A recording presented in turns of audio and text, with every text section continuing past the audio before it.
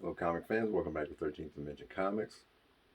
And like I mentioned on my last video, which I actually just finished filming about 30 seconds ago, this is the second video that I'm going to do as in response to Comic Collector Geek's Friday cover challenge. Now, this week's challenge was to find books that have been made into either movies or TV shows. So I have 10 of those prepared for you. So the first one I'm going to show you is actually a cover I really love, but then I just like the color purple itself, and that is going to be Miss Marvel. This is actually the last days of Miss Marvel, but the book is actually called Miss Marvel. That's just a little, pre-title that they put on it just for a few issues.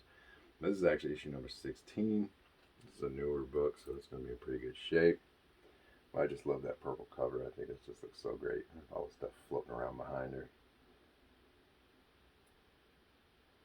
And as you know, this was turned recently into a Disney Plus TV show, which a lot of people didn't like. I personally enjoyed it quite a bit, but there's very few comic book movies or TVs that I haven't enjoyed other than the initial Suicide Squad movie, which I thought was pretty bad. All right, so up next we have Here Comes Daredevil number 17. As you know, Daredevil had a Netflix show a few years back. He's actually getting his own Disney Plus show. It's going to be 18 episodes. So that was pretty good. Cool announcement that they made there. He also did show up in SpiderMan No Way Home as Matt Murdock. He didn't really show up as Daredevil, but he is going to show up as Daredevil rumored in the She-Hulk series. We all saw him jump over her and spin around in his yellow costume. Plus, we saw the top of the horn hood at the end of episode 6, I believe it was. Episode 5, maybe 5. So we know he exists with the yellow costume. Well, we just haven't seen him yet. But that is Daredevil. Alright. Up next, we have The Amazing Spider-Man number 121. Now, one of the stipulations of this challenge was that the book had to be titled exactly the same as the movie. And they actually did make 2 movies titled The Amazing Spider-Man, and one of them actually featured a storyline very similar to this. It was the second one where Gwen Stacy is actually killed by the Green Goblin. Well, she's thrown, and then Spider-Man tries to save her, and he ends up breaking her neck because of the webbing, and she just didn't plan it very well. So that's, that the book not only inspired a movie to be made, but they actually took part of the storyline from this book and put it in the same movie. They were the same title, so I thought that was pretty cool. They also put the similar scenario in the first Spider-Man movie with Tobey Maguire, where the Green Goblin drops Mary Jane off of the bridge. In this comic, he actually throws Gwen Stacy off the bridge. In the movie, he actually drops her from the top of a clock tower, I think it is, on the inside. So that was a little bit different. But anyway, that's Amazing Spider-Man. I guess I didn't show it up close. I'll go ahead and show it up close to y'all. The Amazing Spider-Man number 121 is the death of Gwen Stacy. Alright, now behind me you can actually see a little plaque here of 122, and you can see Spider-Man holding Gwen Stacy's body, and that issue is actually where he kills the Green Goblin. Of course, the Green Goblin comes back. Alright. So up next we have Wolverine number 1. And they actually made 2 movies with Wolverine. One was called X-Men Origins Wolverine, which technically wouldn't count as far as the stipulations of this challenge go, but the second one was called The Wolverine. So I don't think that we would need to worry about the word "the" that much. It's still pretty much Wolverine, as this is called Wolverine. So this is Wolverine number 1, which did have a movie called Wolverine.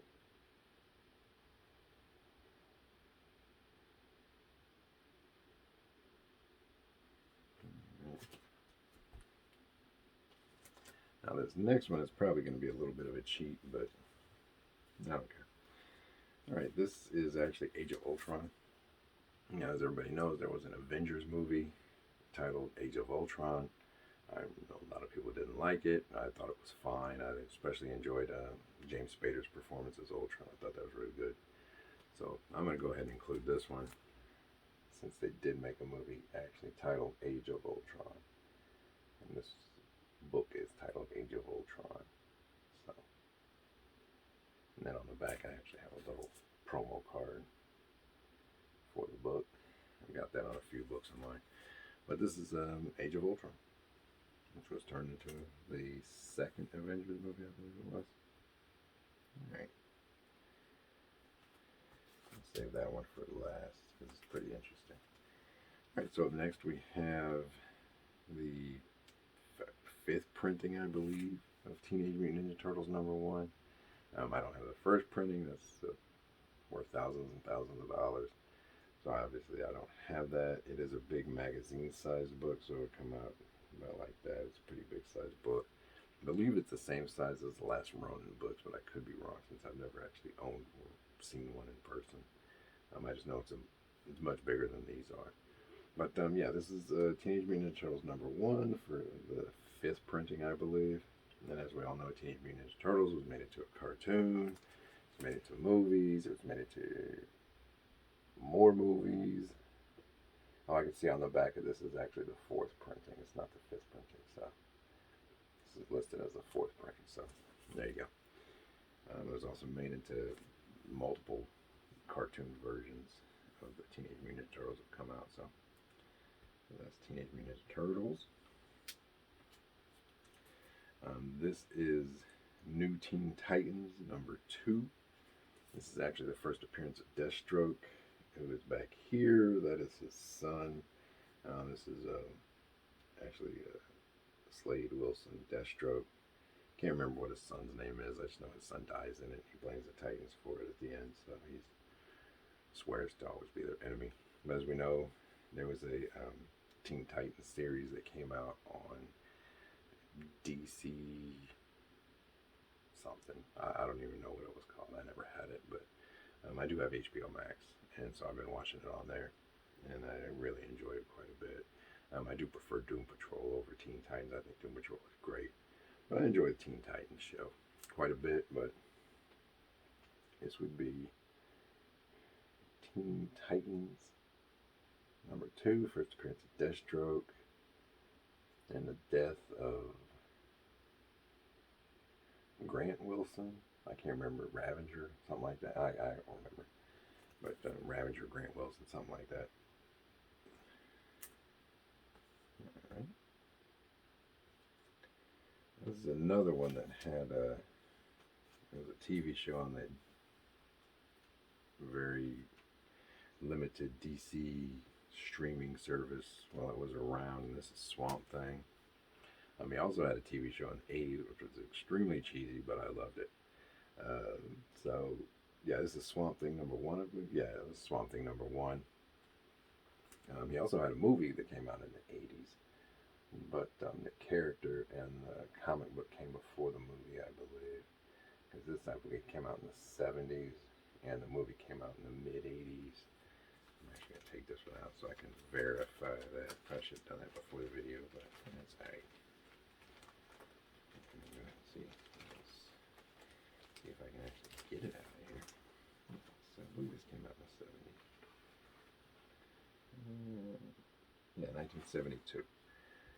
And the movies didn't come out until 1986, I want to say. It may have been earlier than that. It may have been in the early 80s. But anyway, I don't know if I showed it up close, so I'll go ahead and do that again if I already did. If I didn't, well, you can see it up close. I think about it, I think I did show it up close already, but let's get a second opportunity to see it, I suppose.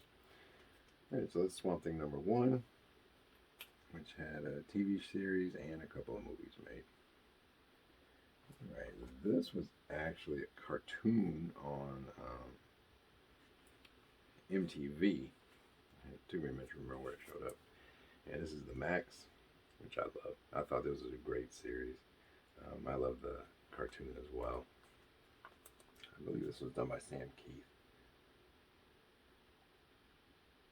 But I always thought this was a really interesting storyline, especially with the Outback. the way that they turned the, just like the regular creatures into almost like monstrosities of sort, but they weren't really trying to kill everybody all the time. They were just doing their thing. I don't know. It was a little trippy for me, but I loved it anyway. But yeah, this is Max number 1. It's like I said, it had a series, cartoon series on MTV for a little while. Alright, so here's the last one. This is actually G.I. Joe, Real American Hero.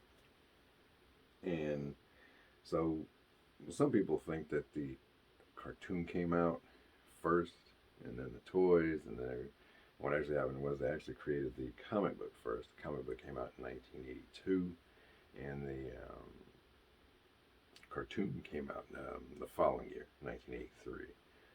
And then that was a limited series cartoon, and then the next year, the regular run cartoon came out. But comic book actually came out in 1982, so it does predate the cartoon and the toys as well. But yeah, this is G.I. Joe. Now this is number 21. This is the second or third printing. I can't remember what printing. This is not a first print. I wish it was, but it's not. But this is the silent issue, where there's actually no dialogue whatsoever in the comic book. Snake Eyes never says anything. I can't remember. I want to say Storm Shadow's in this, but I could be wrong. But that's G.I. Joe number 21. And that is the last comic book I have to show you for this video. So that was my response to Comic Collector Geeks. Which comic books have been turned into movies or TV show challenge. Stay till the end of the video. I appreciate it. I hope you enjoyed what you saw. If you did, go ahead and do me a favor and hit the like button. Go ahead and subscribe. Turn on notifications so you're made aware when I do post other videos. Like I said in my last video, and I say in every video, I do post my Amazing Spider-Man comic book collection videos. I usually put out 2 of them, and I do it on Wednesdays.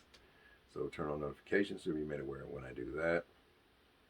And another thing I always say on my videos is no matter what anybody else tells you, always just collect what you love. Later.